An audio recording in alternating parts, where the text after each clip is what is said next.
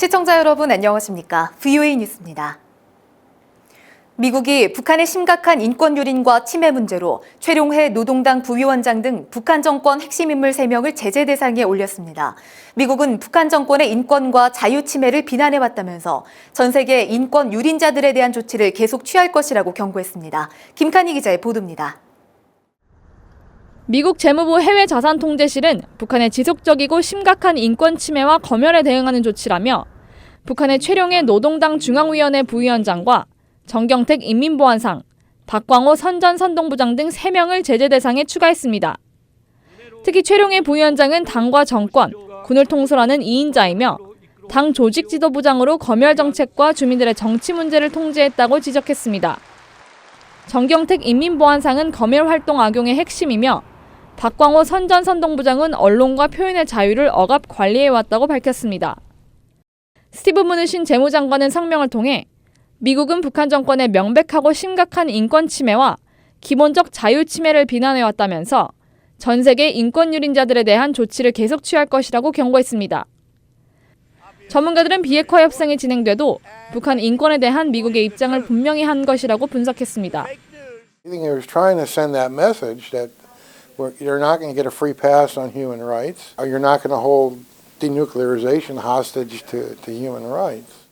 국무부는 북한에 억류됐다가 혼수 상태로 풀려난 뒤 사망한 오토 원비어를 언급하면서 이번 조치가 미국인 오토 원비어에 대한 북한의 잔인한 처사를 상기시킨다고 밝혔습니다.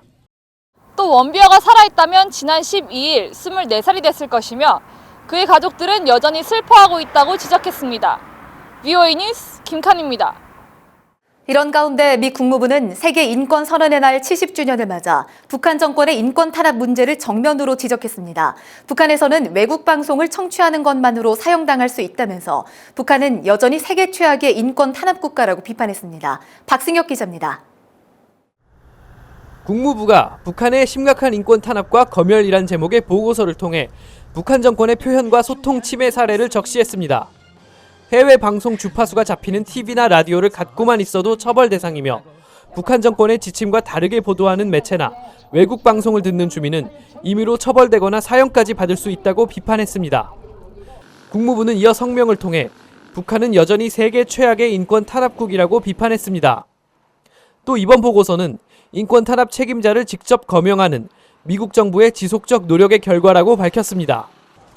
이와 관련해 국무부 대북 인권 특사를 지낸 로버트 킹 박사는 북한의 인권 탄압이 국가적으로 이뤄진다면서 다른 어떤 나라보다 심각하다고 말했습니다.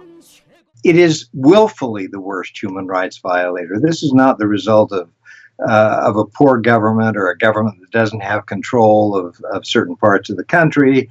This is a government that is fully in control and fully responsible for the human rights violations that it's creating. 유엔은 세계 인권 선언의 날 70주년 기념 행사를 열고 인권 탄압이 자행되고 있는 국가들의 실태를 규탄했습니다. People all over the world still endure constraints on or even total denial of their human rights. Torture, extrajudicial killings, detention without trial, and other egregious human rights violations still persist. 국무부는 이번 보고서를 상원 외교위원회와 은행위원회, 하원 금융위원회에 제출할 것이라고 밝혔습니다. VOA 뉴스 박승혁입니다. 미국의 국제종교자유위원회는 북한의 종교자유와 인권 개선을 위한 미국 정부의 북한 정권 압박을 촉구했습니다. 미국 정부 산하 독립기구인 국제종교자유위원회는 최근 발표한 보고서를 통해 올해도 북한의 종교자유와 인권 개선 징후가 없다면서 이같이 밝혔습니다. 또 북한 정권은 종교와 신앙에 대해 세계에서 가장 억압적인 정권 중 하나라면서 제재 완화 논의는 종교자유와 인권 개선을 위한 북한의 노력과 연계돼야 한다고 권고했습니다.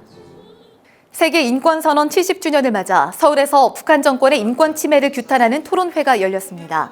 시나폴슨 유엔 인권 서울 사무소장은 10일 국회에서 열린 토론회에서 북한 내 인권 피해자들을 잊지 말아야 한다면서 경제 발전과 평화를 달성하려면 반드시 인권을 존중해야 한다고 강조했습니다. 또 미국의 그레그 스칼라튜 북한인권위원회 사무총장은 유엔 회원국으로서 북한은 세계 인권선언을 준수해야 정상국가로 대접받을 수 있다고 밝혔습니다. 유엔 안보리 대북제재위원회는 중국이 지난 9월과 10월 북한에 정제유 3,700톤을 공급했다고 유엔에 보고했습니다. 러시아의 지난 9월까지 공급량 15,000여 톤을 합치면 북한에 공식 반입된 정제유 총량은 29,800여 톤으로 늘었으며 이는 유엔 허용치 50만 배럴의 절반에 육박합니다. 하지만 이는 공식 보고 수치이며 미국이 제기한 북한의 불법 해상 환적 80만 배럴 등을 합치면 북한의 정제유 공급 상한선은 이미 오래전에 넘긴 것으로 추정됩니다. VOA 뉴스 마칩니다. 시청해주신 여러분 고맙습니다.